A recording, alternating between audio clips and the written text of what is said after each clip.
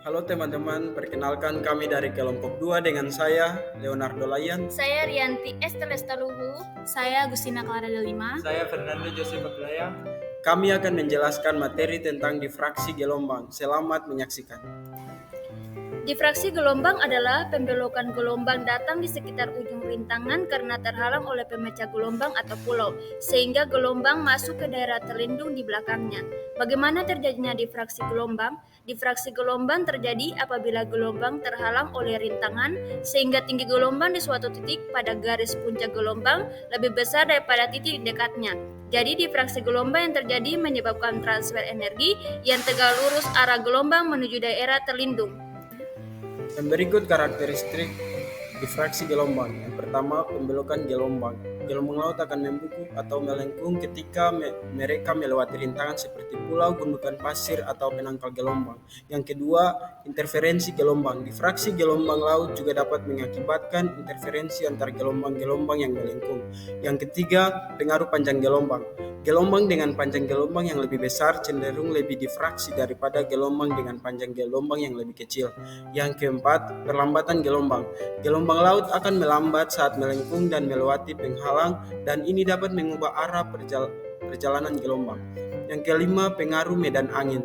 Kecepatan dan arah angin juga dapat mempengaruhi karakteristik difraksi gelombang laut. Yang keenam, pengaruh topografi laut. Karakteristik difraksi gelombang laut juga dipengaruhi oleh topografi dasar laut.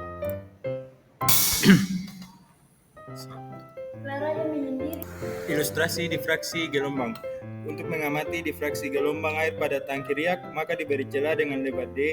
Jika vibrator pada tangki yang dihidupkan, maka akan dihasilkan muka gelombang lurus. Gelombang tersebut akan terus merambat hingga melewati suatu celah dan menghasilkan sumber gelombang yang baru. Jika panjang gelombang lebih besar daripada lebar celah, maka bola difraksi akan sulit terlihat. Akan tetapi jika panjang gelombang lebih kecil dari lebar celah, maka pola difraksi akan jelas terlihat. Oleh karena itu, difraksi gelombang bergantung pada panjang gelombang dan lebar celah.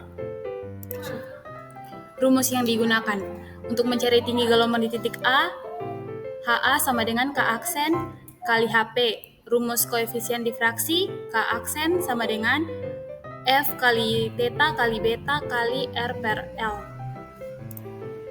Untuk contoh perhitungan, suatu deret gelombang dengan periode 8 detik menuju pemecah gelombang dengan membentuk sudut theta 60 derajat.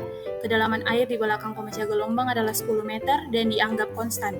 Hitung tinggi gelombang di titik A yang berjarak 140 meter dari ujung pemecah gelombang dan membentuk sudut beta 30 derajat terhadap puncak gelombang.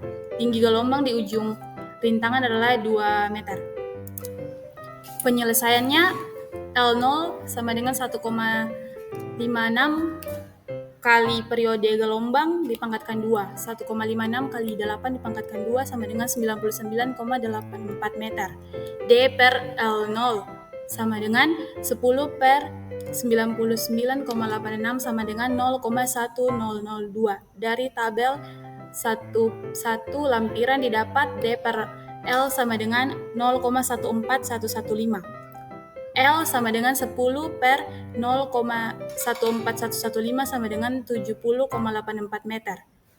Jarak titik A ke ujung rintangan R sama dengan 140 meter.